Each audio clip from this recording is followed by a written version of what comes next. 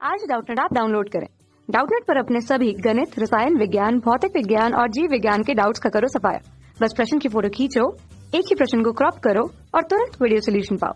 अभी डाउनलोड करें। नमस्कार दोस्तों, दिया गया प्रश्न है वोल्टेज नियमन के लिए कौन सी युक्ति प्रयुक्त की जाती है। तो वोल्टेज नियमन का मतलब क्या होता है कि वोल्टेज का मान दोस्तों, जो परिवर्ती वोल्टेज का मान है उसे कांस्टेंट कर देना या नियत बना देना। जैसे कि कोई वोल्टेज है जो बार बार अपने मान में क्या कर रहा है, परिवर्तन कर रहा है। तो वोल्टेज नियमन में क्या होना चाहिए कि किसी प्रतिरोध के कारण, तो ठीक है, मतलब किसी प्रतिरोध के किनारों पे ये जो वोल्टेज है इसका मान क्या रहना चाहिए, यहाँ पे इस वोल्टेज का मान नियत रहना चाहिए। तो इस वोल्टेज के मान को नियत बनाने के लिए जो युक्ति उपयोग में लाई जाती है उसे कहते हैं जेनर डायोड।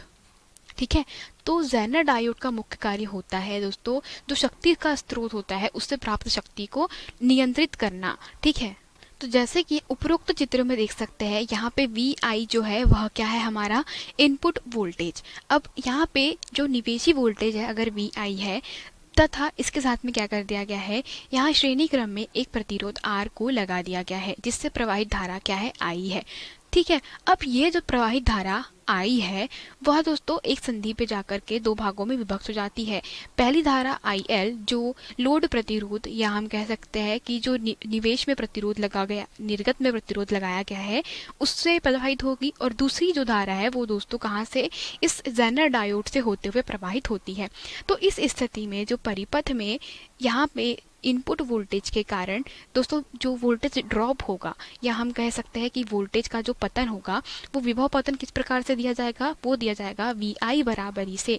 यहाँ पे पतन होगा और यहाँ पर पतन होगा, लेकिन दोस्तों यहाँ पे देखिए आप कि जेनर पे जितना पतन होगा वही पतन यहाँ पर भी होना चाहिए, क्योंकि यह दोनों कैसे लगे हैं, यह दोनों समांतर क्रम में है, ये दोनों प्रतिरोध समांतर क्रम में है। मतलब क्या हो जाएगा कि इन दोनों के सिरों पर जो वी नॉट है वो किसके बराबर रहेगा, वी जेड के बराबर रहेगा। मतलब यहाँ एक कंडीशन है कि वी नॉट जो है वो किसके बराबर है, वो वी जेड के बराबर है। मतलब जितना वोल्टेज ड्रॉप, जितना विभव पतन जेनर डायोड के ऊपर होगा उतना ही विभव पतन जो लोड प्रतिरोध है उसके सिरों पर भी होगा।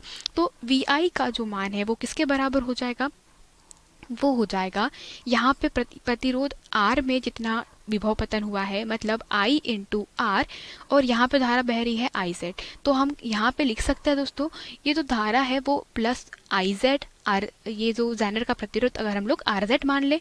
ठीक है, तो इस प्रकार से क्या मिल रहा है हमें, यहाँ पे टोटल क्या मिल रही है, हमें टोटल विभव का मान मिल रहा है। अब हमें क्या करना है कि चूंकि आई जेड और जो आर जेड है वह क्या है, वह इस जेनर डायोड के सिरों का विभव वी जेड है। तो इसको लिख सकते हैं वी आई बराबरी से I R plus V Z, या आप इसको और क्या लिख सकते हैं, आप लिख सकते हैं वी जेड बराबरी से वी आई माइनस में आई आर। तो इससे सूत्र से स्पष्ट है, समीकरण क्रमांक इसको एक नाम दे देते हैं। तो समीकरण क्रमांक एक में क्या होगा दोस्तों, तीन स्थितियां हो सकती है। ठीक है, मतलब पहला ये कि जो प्रतिरोध आई आर है इसका मान हम इस प्रकार से ले ले कि पहली स्थिति में दोस्तों जो आर का मान है वो कैसा है, आर का मान अधिक हो जाएगा। ठीक है, तो आर का मान अगर अधिक रहा, जैसे कि यहाँ परिपथ में लगा जो प्रतिरोध आर है उसका मान यदि अधिक रहा, तो परिपथ में जो वी आई है, ठीक है, मतलब अगर इसको हम लोग समीकरण क्रमांक एक और इसको समीकरण क्रमांक दो नाम दे दें, तो समीकरण क्रमांक एक में देखें तो यहाँ पर अगर आर का मान बढ़ेगा तो वी आई का जो मान है वो बढ़ेगा। मतलब यहाँ पे दोस्तों वी आई का मान कैसा बड़ा है, वी जेड से बड़ा है। तो हम कह सकते हैं इस स्थिति में कि जितना वोल्टेज ड्रॉप वी जेड के अक्रॉस होगा उतना ही प्रतिरोध जो है हमारा आर एल उसके सिरों पर भी होगा, और हम लोग जानते हैं वी जेड बराबरी से क्या होता है, वी नॉट। ये पहली स्थिति।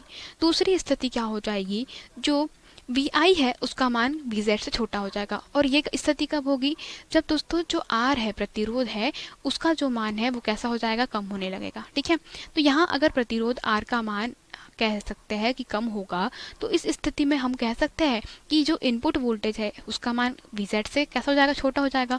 तो यहाँ पे धारा का मान 0 हो जाएगा, मतलब जो जेनर डायोड है उससे धारा आई जेड बहेगी ही नहीं।